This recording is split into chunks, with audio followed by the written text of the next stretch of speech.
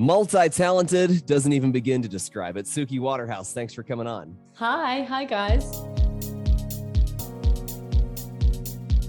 You're getting ready to go on tour, the coolest place in the world tour, to be exact. And so I wanted to ask, what is the coolest place you've ever been? Probably a tiny little island that I went to years and years ago called Canoan Island.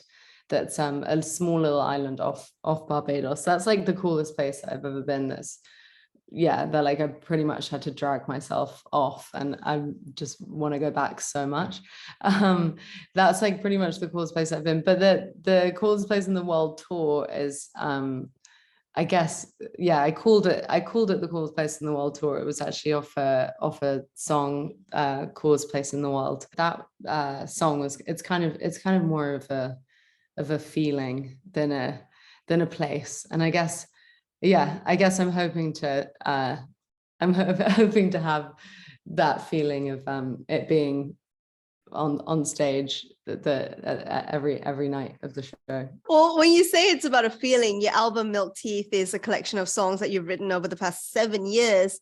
So which is the song that you still relate to the hardest? I mean, the first song I ever put out was Brutally, and that was kind of like the beginning of kind of my everything that's kind of like led me up to here was putting that song out. And I was kind of having this really, like, I just felt like my whole life was over. I was having like a really difficult heartbreak, and I just kind of was like, sometimes you get those heartbreaks where you're like, this is just the end of my happiness altogether. Like I'm good, I'm done. And that song, Brutally, I remember, like, when I wrote it in the studio, I was kind of like, I was sort of like crying through singing it, and I put it out like kind of just out of, it felt like a real like necessity to memorialize and mark the moment.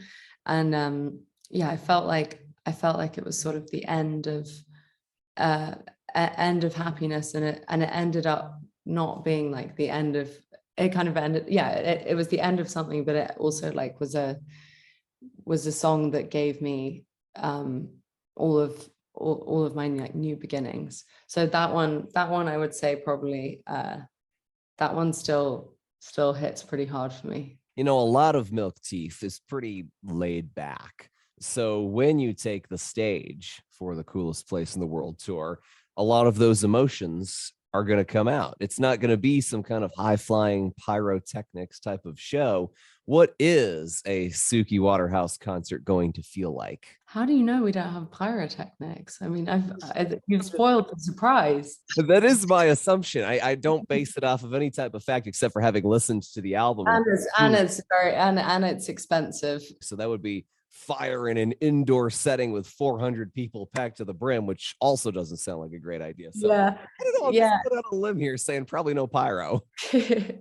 Yeah, I can't kind of quite get like a massive set designs in there yet, but I try, and they're like, yeah, you're not playing that big rooms yet, that you can have like a giant pieces of set design.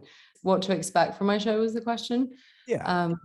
A lot of feelings that will come up. It's like being able to even go on tour feels like such a miracle, and especially being able to headline my own tour. When I was supporting Father John Misty in the summer, I still didn't know that this was even gonna happen.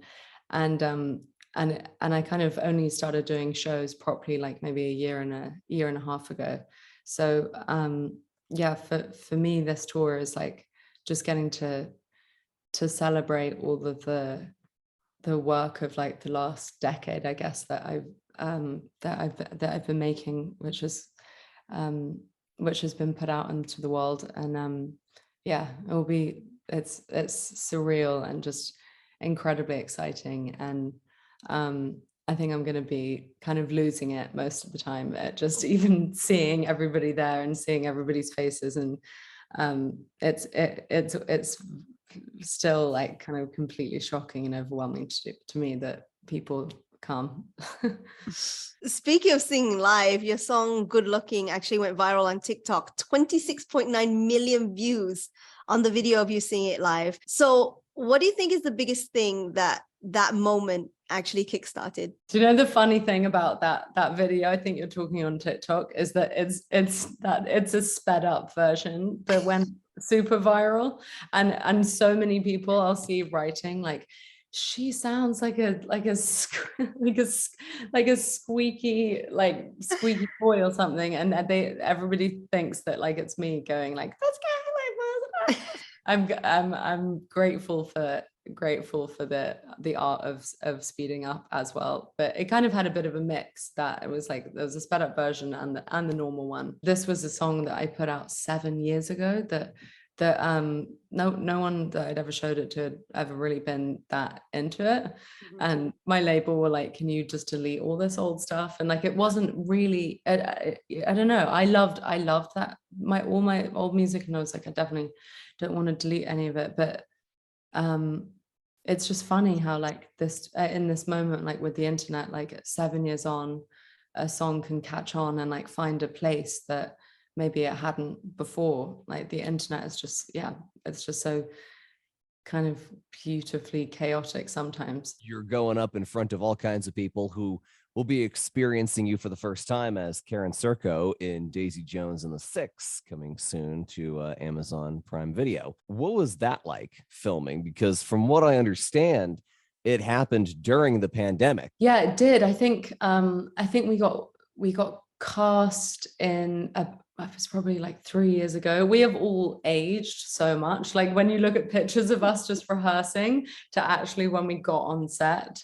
we're completely different people. I mean, we were about to start shooting, and then we were at Sound City rehearsing for about 6 months. Like Amazon and Hello Sunshine, the producers were really, really serious about us actually becoming a proper band that were able to perform. So they were incredible at providing us with, Sound City Studios. We were there every day when we had, like massive legends just walking around in the corridors making their records. And Tony Berg was our music supervisor. Blake Mills was making the music for us. Got incredible co-signs like Jackson Brown. So like I was really, really attracted to doing this show, like on a very instinct level. And I think subconsciously, I hadn't made my record at that point. I never would have been like, oh,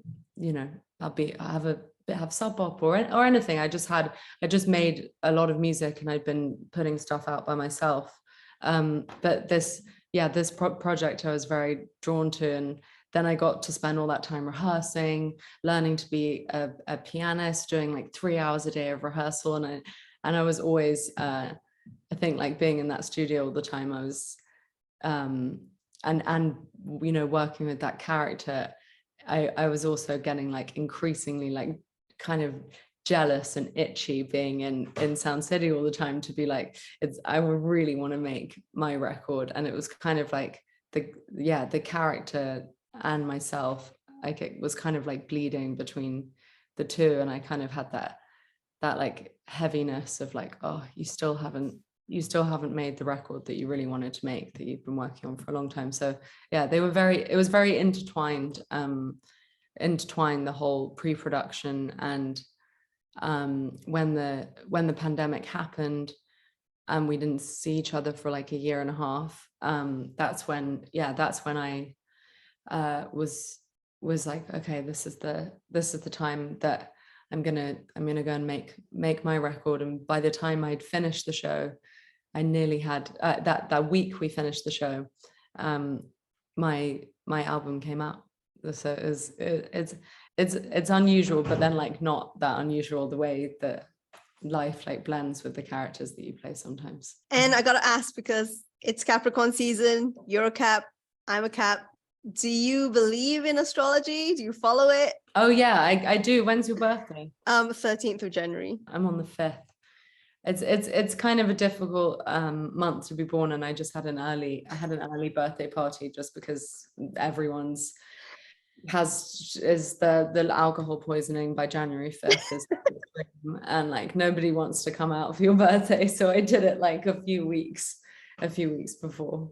Exactly. Yeah, lucky for me to be a Pisces, born in March. Everyone's ready for a party again months later. True. All right. Well, hey, Suki, very exciting. All these things that you've got coming soon. Daisy Jones and the Six on TV. Milk Teeth is out on all the streaming devices and on radios as well. And Coolest Place in the World is coming soon to a city near you, as they say. So really, in all facets of what you can see, what you can hear, and what you can experience, you're part of it. And we're very happy that you're part of the show as well. Thank you for your time. I'm so happy. Thank you guys for having me.